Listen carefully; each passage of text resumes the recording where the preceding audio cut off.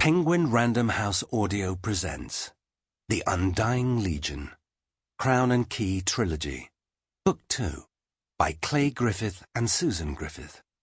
Read for you by Nicholas Guy Smith. Chapter 1. Malcolm MacFarlane let the frigid London night swallow him. A cold, hard rain had begun to fall. His thick wool coat had soaked up so much water that it felt like he carried an additional load of ammunition on his broad shoulders. He wiped the excess water from his face, brushing it back over his coal-black hair, which was pulled and tied with a strap of leather. Tonight he would do what he did best: hunt. He had spent the last few months tracking down the stragglers from Greta Allfather's werewolf pack and putting silver bullets in their animal brains. Malcolm had hunted the wild places of the Highlands and beyond all his life, studying the spoor of monsters until it was his art form.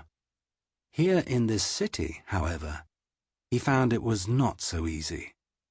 The maze of filthy hovels and wash of humanity made such skills almost worthless.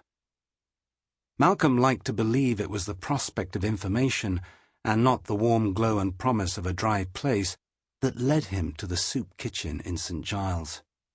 He was surprised to see it open, since it was well past midnight.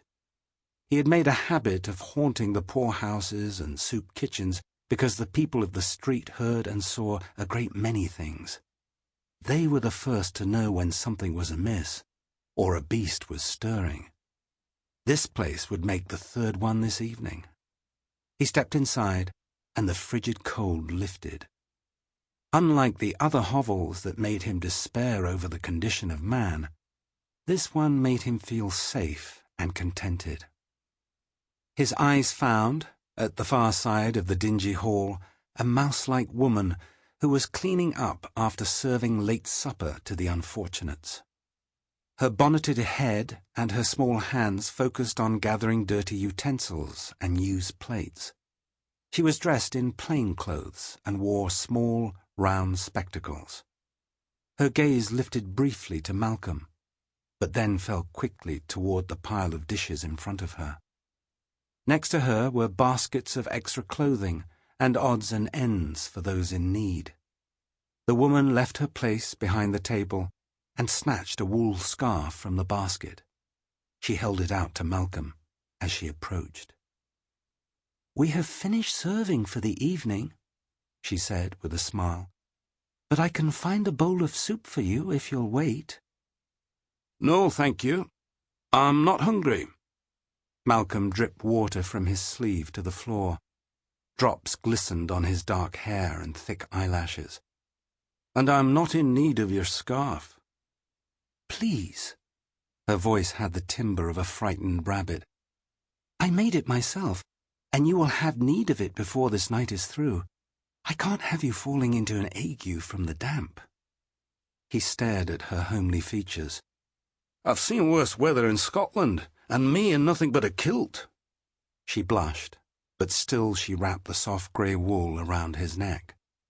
She had seemed so unassuming that her sudden boldness took Malcolm aback. He wasn't one to accept charity, but he wouldn't offend the young woman. Perhaps he looked like a bedraggled vagrant after so many nights on the streets. He would give the scarf to someone more in need than he, but let the woman think she had helped his poor soul. "Tell me then, miss, have you seen anything strange about? Anything out of the ordinary?" "Aside from yourself?" she asked, obviously judging his accent. "You are far from home, I hear." "Aye, that's for sure." Malcolm let a little extra lonely brogue pepper his words to stir the tender heart of this woman. "But I'm here to do a job, and it would help me if you could say if you've heard talk of unusual events about."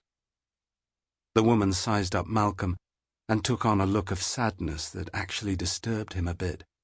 She whispered, "I take your appearance as something of a sign, then, because some of the people here have been sorely frightened."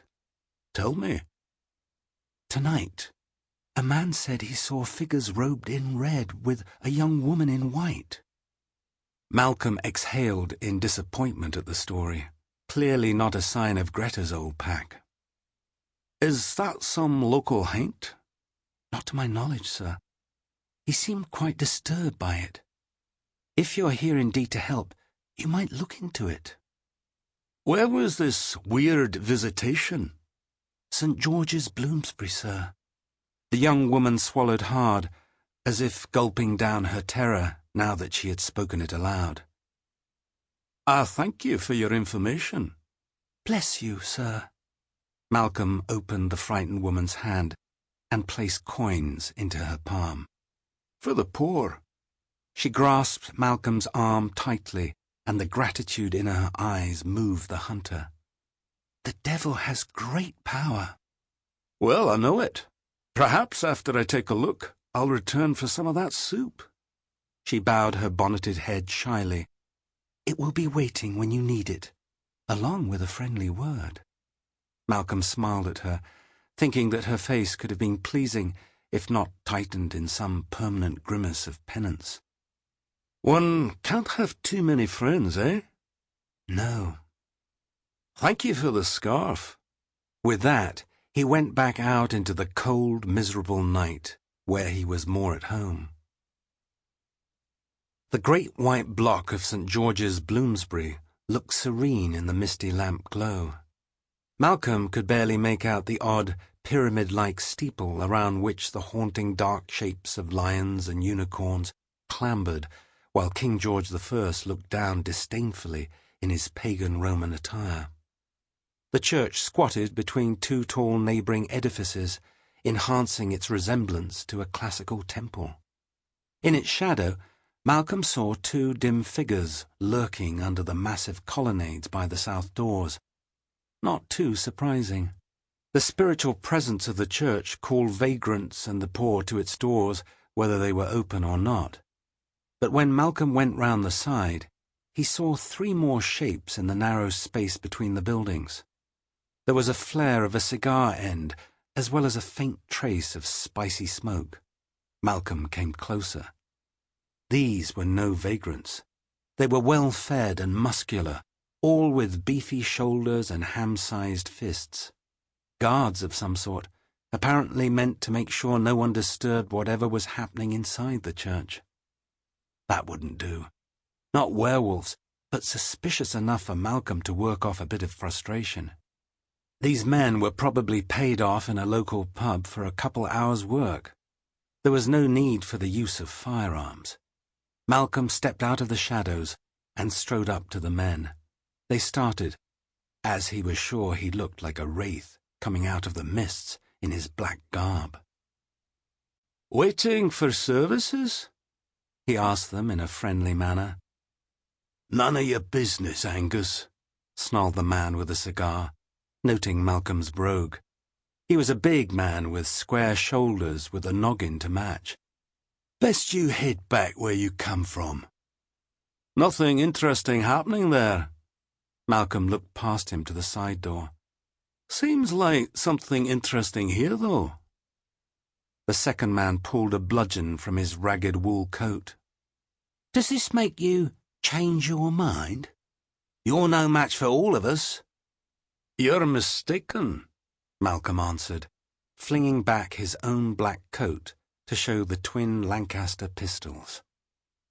"Hellfire," said the man as he pointed at the weapons with his measly club. "What are you hunting, lion?" The big fellow laughed. "All's quiet here, Angus. Just move along." "Is it?" Malcolm asked. "Or is there something going on inside that church you don't want me to see?" "Folks need to stay out for a few hours. Why don't you come back at dawn?" A third man drew a thin, wicked blade. "Step aside." Malcolm had to give them credit. Just the sight of his weapons was usually enough to cow most men, even a werewolf once or twice. These men were obviously paid very well for their bravado. The two men who were armed came at Malcolm quickly, thinking they would catch him off guard before he could pull his weapon. They were wrong. The pistol rose in a blur, and he Sample complete. Ready to continue?